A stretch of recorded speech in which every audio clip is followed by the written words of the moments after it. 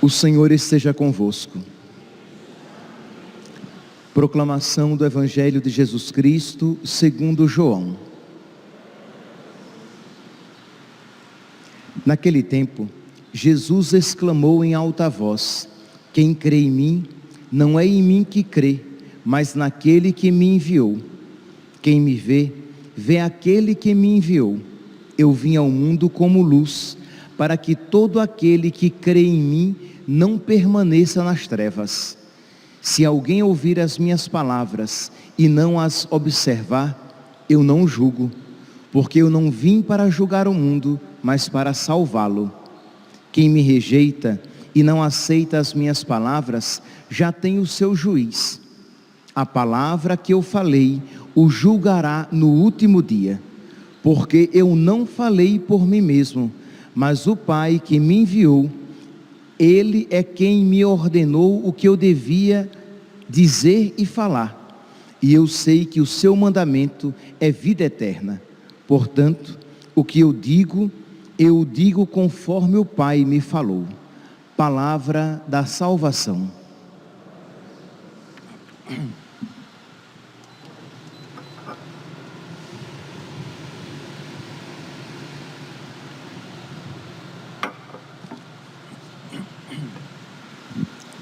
Caríssimos irmãos e irmãs, a primeira leitura de hoje nos dá a ocasião de refletirmos a respeito da docilidade ao Espírito Santo, do discernimento da vontade de Deus e de ser dócil a esta vontade. E aí, refletindo esta palavra, nós veremos que nós necessitamos suplicar constantemente o Espírito Santo, porque nem sempre é fácil discernir a vontade de Deus para abraçá-la, e mesmo discernindo-a, nem sempre é fácil, uma vez sabendo a vontade de Deus, abraçá-la. Pois bem, primeira leitura retirada do capítulo 12 dos Atos dos Apóstolos, diz assim, que um dia, enquanto celebravam a liturgia em honra do Senhor e jejuavam, o Espírito Santo disse: separai para mim Barnabé e Saulo, a fim de fazerem o meu trabalho para o qual eu os chamei. Então é claro, é óbvio,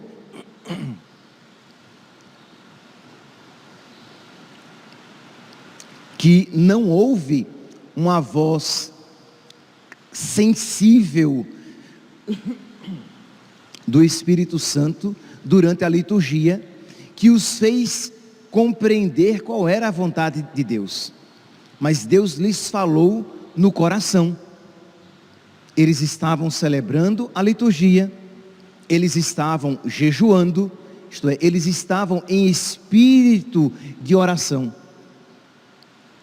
Um dia, enquanto celebravam a liturgia em honra do Senhor e jejuavam, o Espírito Santo disse: separai para mim Barnabé e Paulo.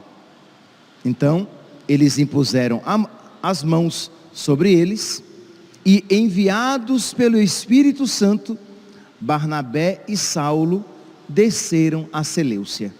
Então aqui nós vemos então a igreja, na figura aqui de Barnabé e Saulo e São Paulo, guiados pelo Espírito Santo. Meus irmãos, esta realidade que nós estamos vendo aqui é algo necessário para todos nós. São Paulo, na carta aos Romanos, no capítulo 8, no versículo 14, São Paulo diz assim, que todos os que se deixam guiar pelo Espírito de Deus são verdadeiros filhos de Deus. Então, para que sejamos verdadeiros filhos de Deus, para que nós agrademos a Deus com a nossa vida, nós precisamos ser guiados pelo Espírito Santo. As nossas ações, as nossas escolhas, os nossos pensamentos, os nossos afetos, tudo precisa estar guiado, tudo precisa ser guiado pelo Espírito Santo, mas nós compreendemos muito bem que nem sempre é fácil, porque o nosso egoísmo,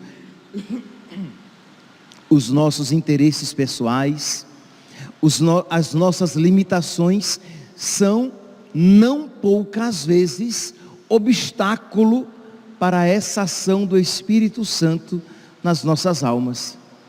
Então precisamos, meus irmãos, estamos ainda na metade do tempo da Páscoa, estamos relativamente longe ainda de Pentecostes, mas nós não iremos esperar a novena de Pentecostes para suplicar o Espírito Santo. O Espírito Santo deve ser um dom, né?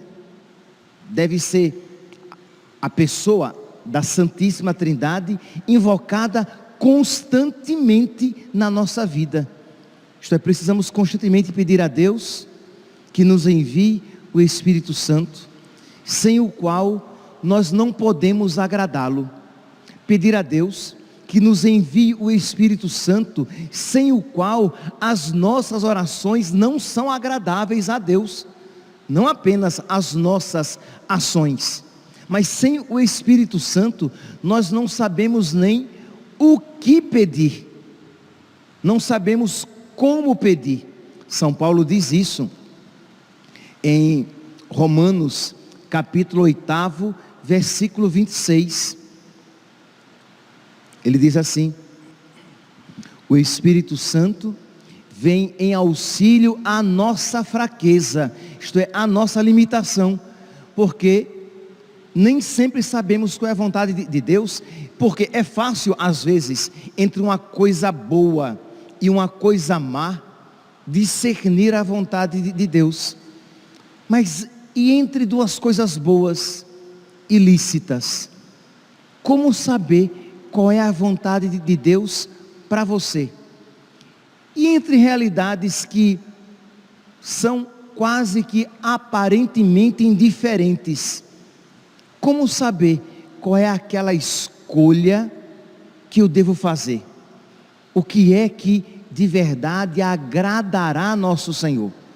Então precisamos do Espírito Santo. O Espírito vem ao auxílio da nossa fraqueza, porque não sabemos o que devemos pedir, nem orar como convém, mas o Espírito mesmo intercede por nós com gemidos inefáveis. Então esta é a realidade que nós vemos aqui na primeira leitura. Isto é, imagine, os ministros da liturgia estavam tão unidos a Deus, que discerniam com clareza a vontade de Deus, ao ponto de dizerem assim: nós e o Espírito e nós decidimos que Paulo e Barnabé, que Barnabé e Paulo devem ser selecionados, escolhidos para uma missão. Mas, meus irmãos, nós estamos aqui em Atos capítulo 12, muito bem, só que não é sempre assim, tão simples, tão óbvio. Vou aqui pegar mais um versículo para fortificar esta afirmação e trazer um probleminha. Em Atos, no capítulo 14, no versículo 28, uma outra passagem, em que diz assim: com efeito, pareceu bem ao Espírito e a nós, não vos impor um peso além do seguinte. Isto é, aqui novamente a igreja, São Paulo, com outros ministros, discernindo a vontade de Deus. Agora já é São Paulo e Barnabé dizendo: o Espírito e nós achamos por bem fazer isso. Ok, no início No capítulo 12, eram os ministros que, movidos pelo Espírito, enviaram Barnabé e Saulo. Agora, os próprios Barnabé e Saulo, discernindo no Espírito, dizem: nós achamos por bem, o Espírito e nós, não vos impor nada além disso. Mas um pouquinho depois, no capítulo 15, no versículo 36 e seguintes, nós vemos Barnabé e Saulo, estes que agora estavam movidos pelo Espírito. Nós vemos Barnabé e Saulo discutindo, isto é, Barnabé quer uma coisa, São Paulo quer outra. Deixa eu dizer mais explicitamente: São Barnabé quer uma coisa, São Paulo quer outra, não chegam a um comum acordo e se separam. Percebe aqui? Eu estou falando de um santo, São Barnabé, e de um outro santo, São Paulo, que estavam discutindo a respeito de um outro santo, São João Marcos, aquele que escreveu o segundo evangelho.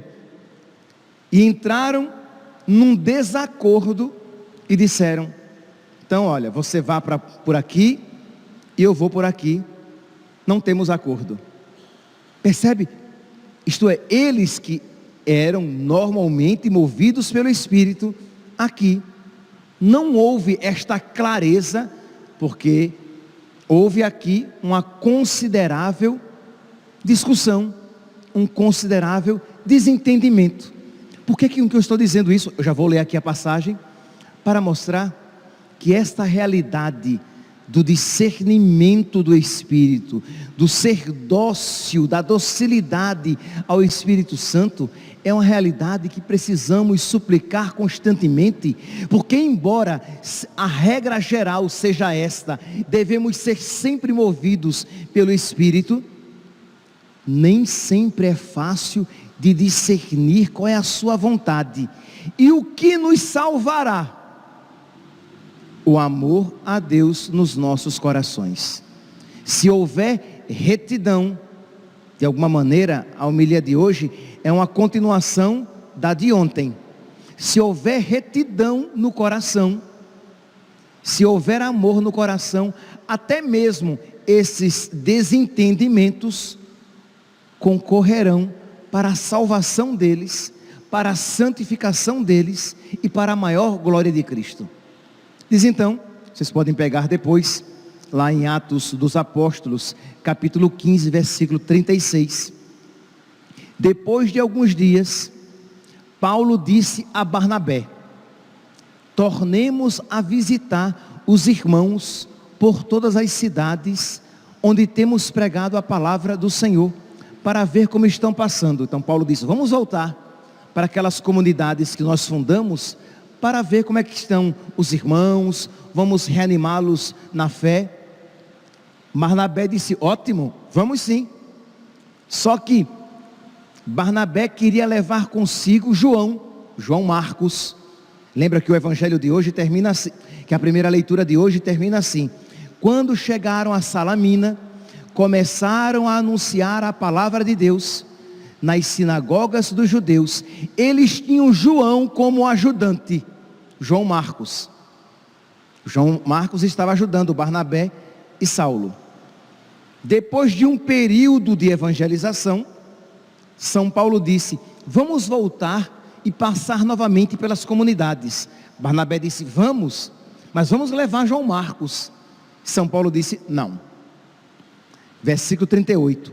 Paulo, porém, achava que não devia ser admitido quem se tinha separado deles na Panfilha, e não os havia acompanhado no ministério, que num dado momento o jovem João Marcos deu uma amarelada e abandonou a missão.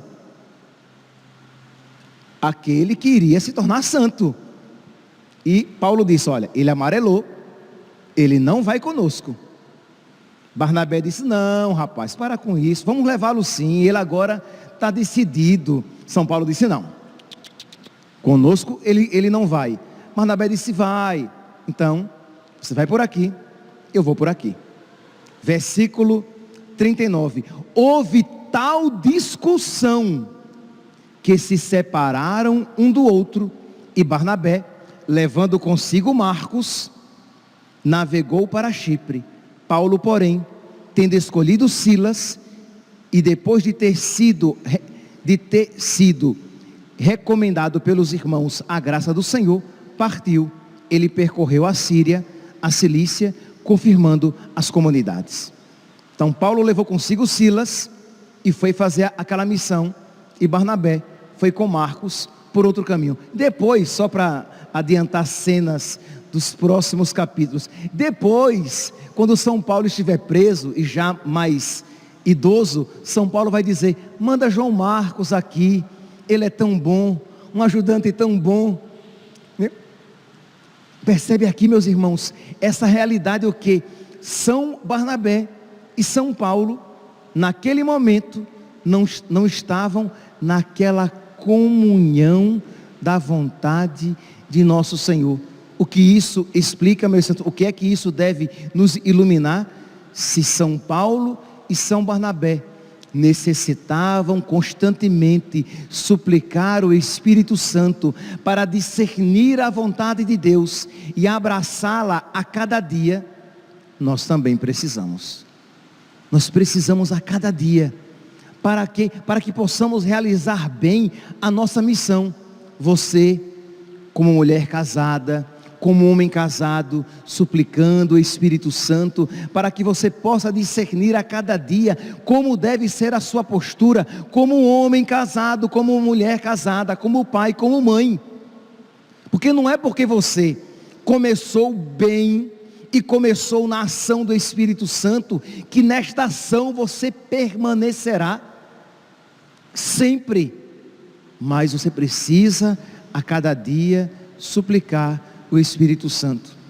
O sacerdote, nós sacerdotes precisamos, nós sacerdotes e religiosos, precisamos constantemente suplicar o Espírito Santo para que nós, na graça de Deus, completemos a obra começada, ou melhor dizendo, para que nós deixemos Deus completar a obra começada, porque não é porque começamos movidos pelo Espírito Santo, porque começamos uma obra boa, que irremediavelmente naquela bondade permaneceremos.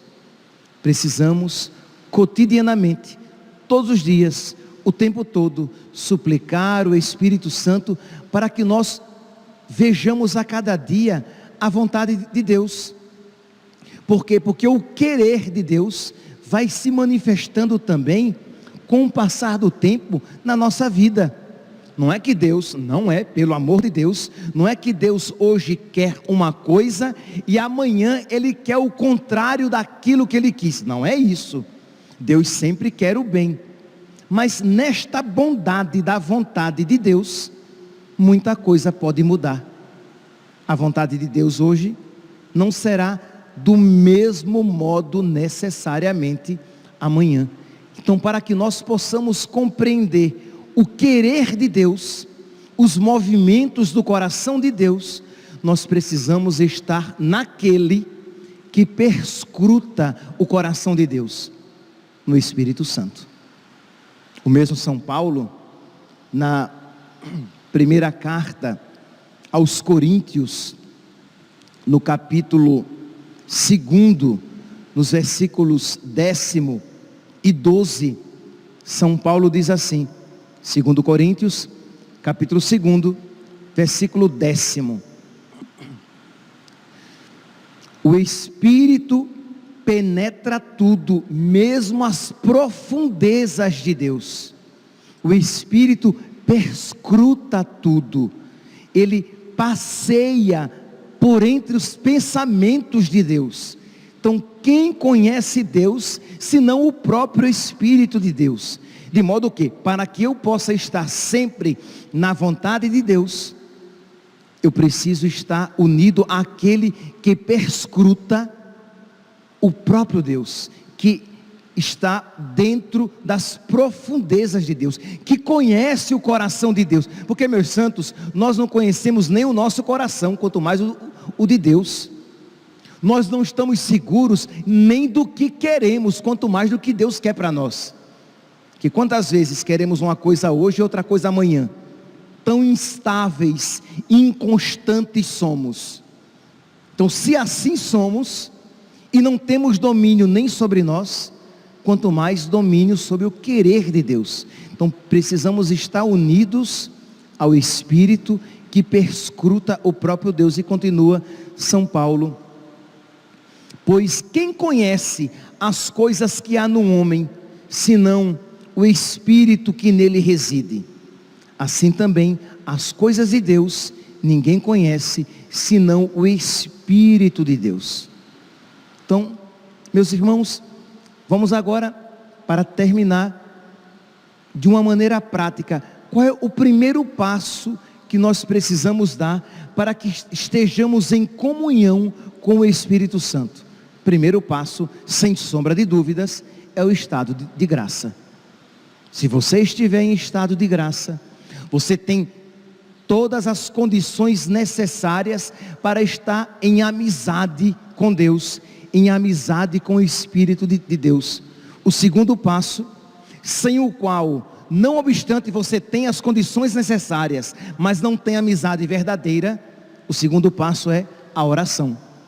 Porque você pode estar em estado de graça, mas como não exercita a oração, você tem todas as condições para viver em amizade com Deus, mas não a vive de fato.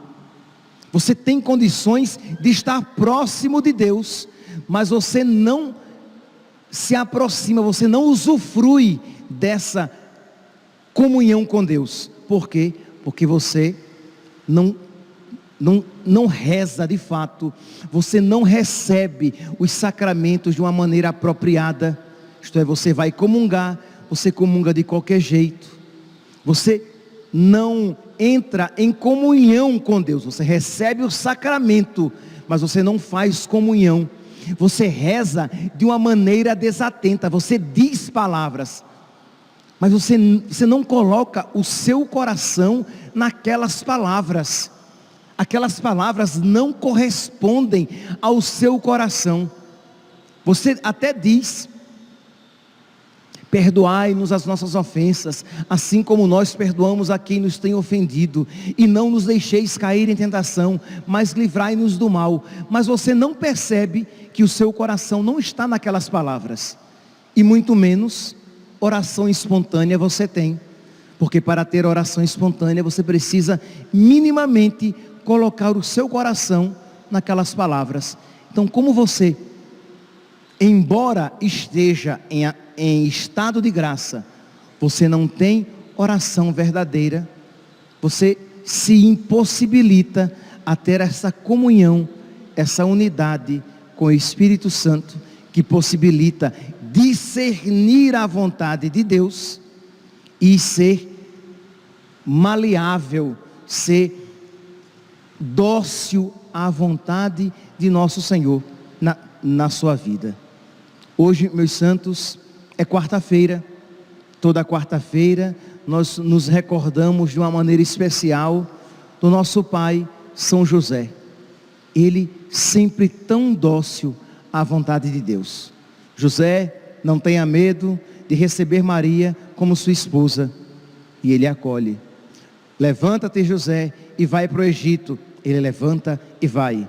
Pode voltar, José, porque aquele que atentava contra Jesus já não atenta mais, ele vem.